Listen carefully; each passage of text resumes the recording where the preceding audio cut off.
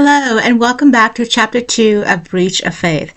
I'd lost this story among my many files and have just now recovered it, so I apologize for the late continuation. But here we are. I hope that you will enjoy Chapter 2. I've been cynical, oh so cynical. Never thought somebody could save me from another fall, from another scar. But I'm all healed up, standing steady.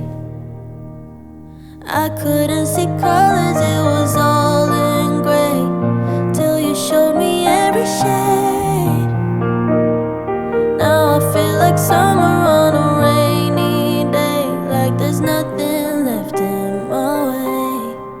So if I ever lose my mind, I'll be fine, 'cause you're my silver lining.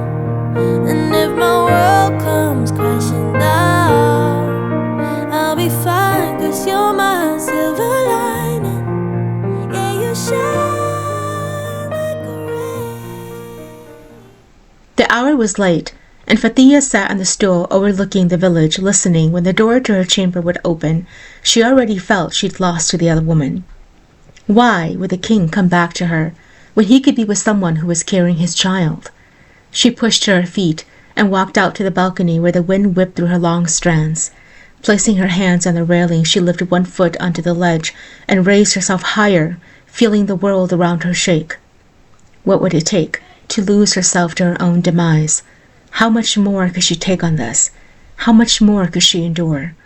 Shutting her eyes, she felt the hot tears squeezing through, and she sobbed, her hands shaking as she tried to control her breathing and heaving. "My lady." She half turned and saw Jacobi making his way to the balcony with his hands up in surrender. She let out a gasping sob and stepped up higher on the railing. He stopped moving and backed up. "My lady, come back down to where you are on safe grounds," he whispered. "I am not here to hurt you." "Jacobi, why? Why must I endure such pain while he lies in bed feeling the greatest? Am I really that simple-minded that I cannot have the courage to walk away?" she asked. "I'll answer any questions you have when your feet have touched the ground, my lady." She reached out a hand to him, and he rushed to her, grabbing her from the waist and holding her body against his.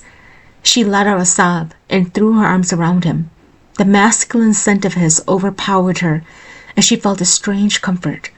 He held her, like the sobbing child she was, and gently caressed her back with his fingers. "I'm here, my lady. I will not let anything happen to you. Trust me. You have to put your trust in me," he whispered. Sobbing, she replied, "You are the only man I can trust now. Beyond you, this place holds nothing but pain." She pulled back and looked into his gentle eyes. The way he gazed at her made her heart race, and then when his lips touched her cheek, she felt a shiver run through her body. "My lady," he whispered against her cheek. When she looked up at him, the emotion in his eyes shimmered something she'd always wished she saw in her husband's eyes. She gasped in a breath and moved away when he held her against him. "My lady, don't. Let me pretend for this one single moment that you are mine, and I am the only man allowed to touch you. Let me pretend, if only for a moment." Fathiyya's heart hammered against her chest, and she began to shake. Was she truly hearing this? The gaze he gave her left her stomach rolling in butterflies, and she wasn't sure why she was responding this way. And then suddenly, she threw her arms around him and kissed him. The kind of kisses she'd wished her husband gave her, the kind of kisses that brought her to life, and the kind of kisses that made her yearn for more. Shaking, she pulled away from him and tried to catch her breath as he lifted her chin up to look at him. "My lady, dare I ask you to repeat that again?" Lips quivering, she replied, "I am afraid I won't trust myself if I do." She pushed away from him and walked inside to her chamber, where the roaring fire did nothing for her shaking body. Did she really just kiss Jacobi? And did she really just feel as if it was right?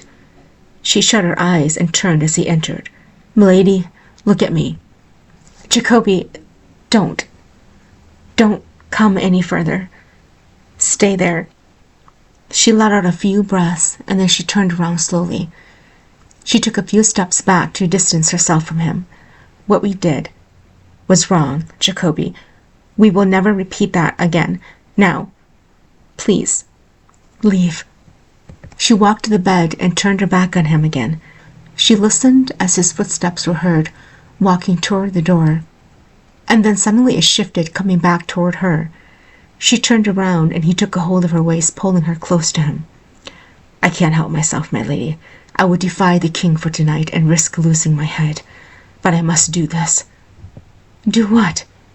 "This," he whispered as he lowered his lips to hers and kissed her, drawing her breath into his. She reached up to stop him, but then suddenly she softened against him and opened up. "Jacobi, save me." "As you wish, my lady." He did it. He finally made the queen his woman. And as he lay beside her while she slept, Jacobi felt his heart at peace for once in his life. He had imagined this moment for far too long, and tonight when he walked in on her trying to cause her self-harm, everything shut down in his body. He couldn't bear the thought of losing her to something as pitiful as that. He brushed a finger over a loose strand on her cheek, and she stirred. Her eyes slowly opened, and she sat up, pulling the blanket around her. "My lady," he whispered, "are you all right?" She wiped her cheeks, and then she smiled.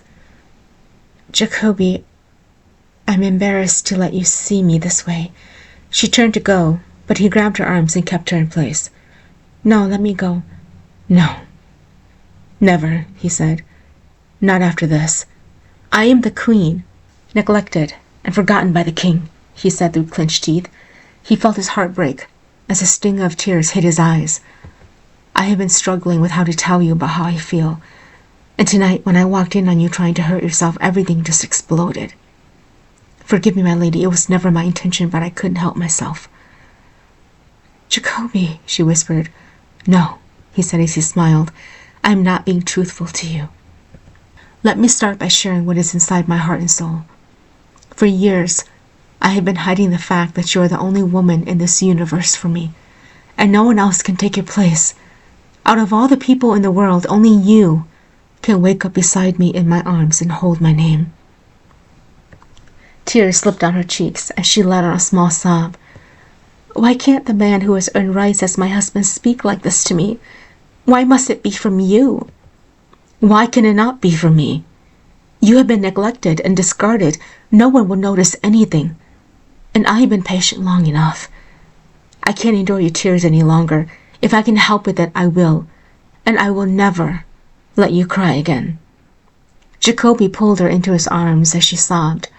"I am here, my lady, and tonight will be the last night you spend crying alone.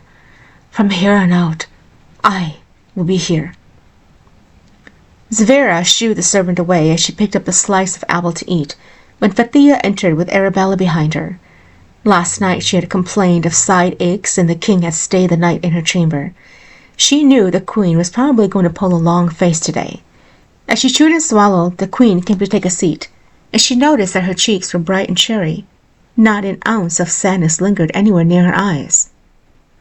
"You seem oddly content today, your highness. Have you a hidden lover somewhere I do not know about?" she asked. Fathiyya smiled and picked up a few fruits to eat. "Where would I hide such a lover? There are eyes and ears everywhere here, and if I value my head, which I do, I would never dare to.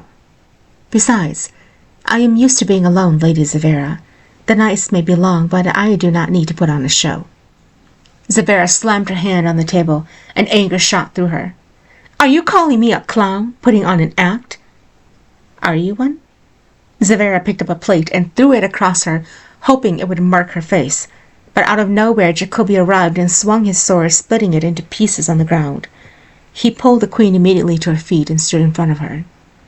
"Lady Zavira, if the king were to be told of your wicked ways, it is to the gallows you will go. No one harms the queen. You may think favor from the king will protect you, but remember that you are just a concubine. The queen rules rank over you in everything." Zavera laughed and stood as she walked to him. "You take your orders from the king too seriously. Your job is to make sure she doesn't sob a river of tears when I give birth. And your job is to simply give birth to sons that would never sit on the throne," he whispered. Zavera's eyes widened at his words as he sheathed his sword and stepped aside for the queen to walk out. As soon as they were out, Zavera screamed and threw another plate onto the ground, smashing it into tiny pieces. Her maid, Sadal, came in with a horrified look on her face as she bent down and began to pick up the pieces.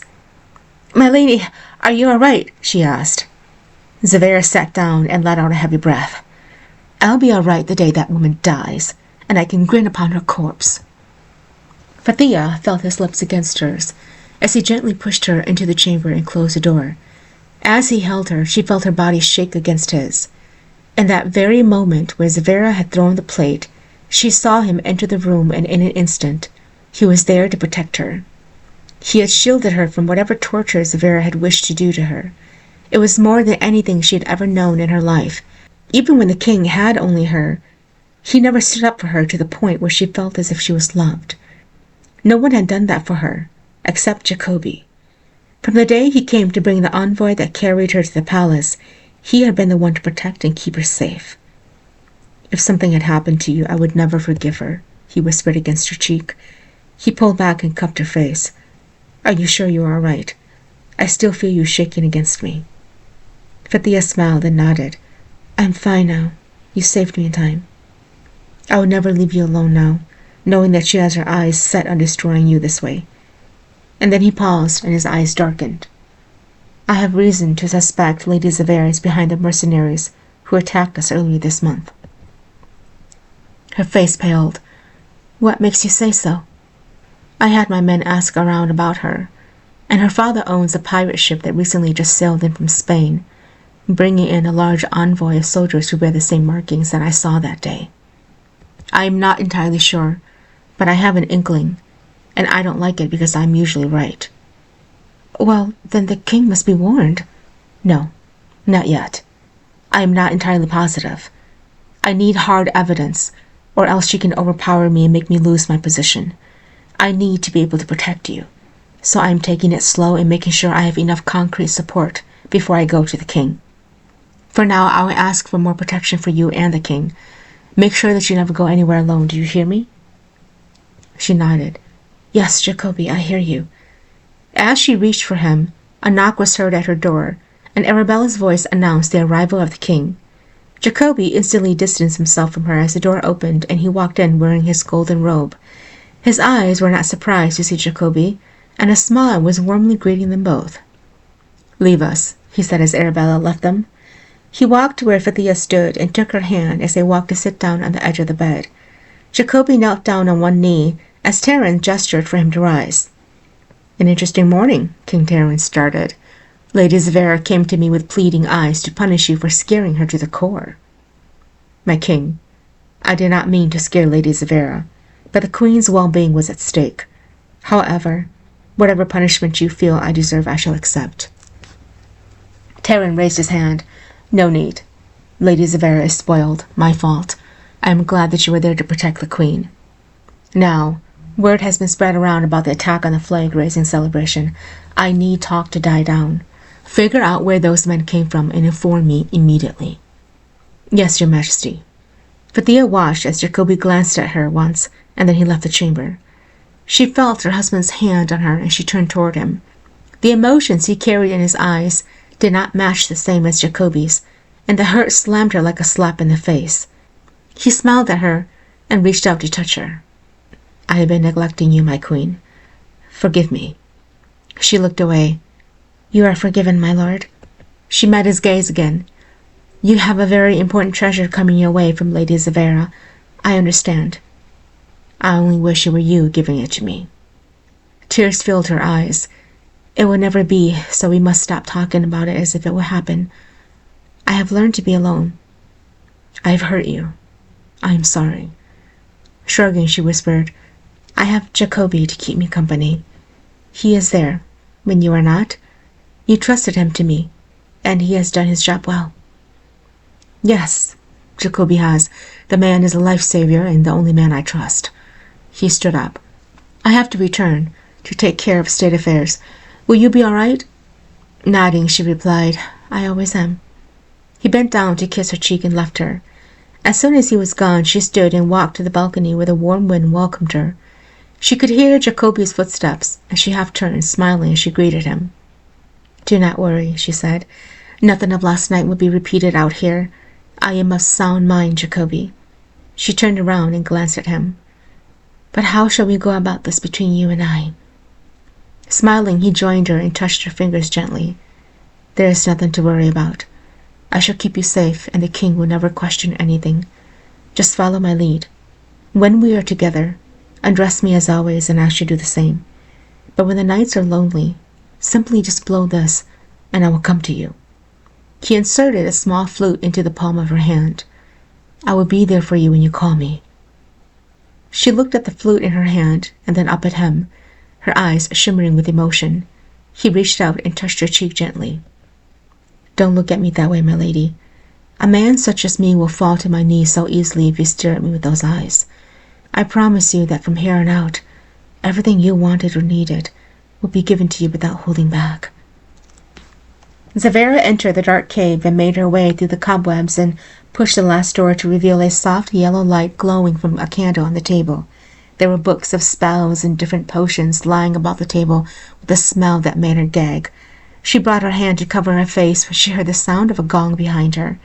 Turning around, she caught sight of Ubaid, the king's sorcerer, emerging from his chamber, holding the gong in his hand, a smile planted on his handsome face.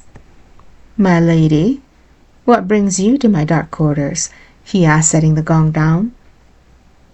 She smiled and immediately went to put her hands around his neck, pulling him in for a deep kiss. She groaned against his lips as his hands hiked up her dress. "My lord, how long has it been since you visited me? I yearn for you," she pleaded. "Patience, my dove, patience. What we are doing requires more than just a day's work. You promised me years ago when I was but a young maiden, and you took my innocence." Ubaid kissed her lips and smiled against her cheek. "You remember everything, do you? I have kept my promise. I have made you the king's concubine." His hand laid on her belly. "But it is my child that grows inside your womb. When did he last touch you?" "Last night," she whispered. "But it was only a kiss. As I said, I was exhausted. He won't lay with the queen. Your magic has worked well, my lord, keeping her womb free of children. You and I shall rule over this kingdom soon. Continue to give him the tonic, and it will begin to work. Do not fret over anything, dove. I am here. I will protect you." She smiled as she gave him a deep kiss. "And you will be my king soon." He smiled as his hands laid over her belly. "And as king, I shall make you the ruler of all the universe. It is time we stand together to bring forth our hands to the people. The king will never succeed in bringing an heir to the world.